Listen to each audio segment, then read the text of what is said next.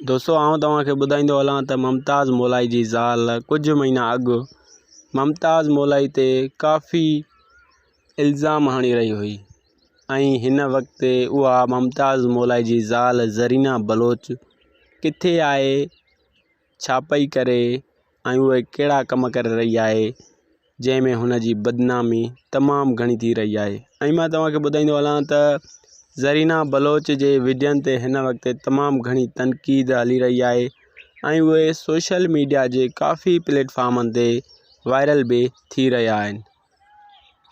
मां तव्हांखे ॿुधाईंदो हलां त ज़रीना बलोच आख़िरकार इहे कम छो पई करे।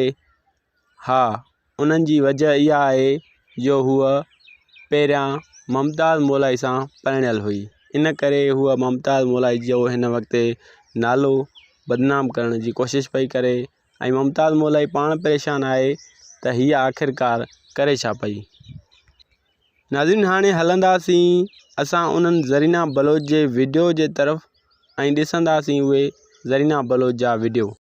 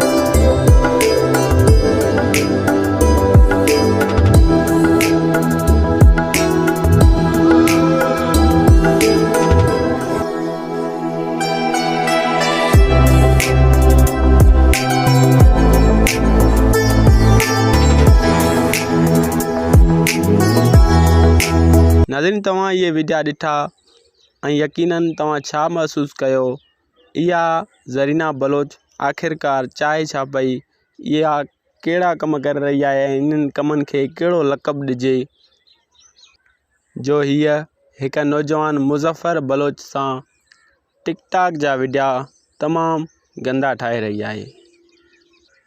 वधीक तव्हां पंहिंजा कमेंट्स करे असांखे पंहिंजी राय खां ज़रूरु आगाह कंदा। वॾी महिरबानी।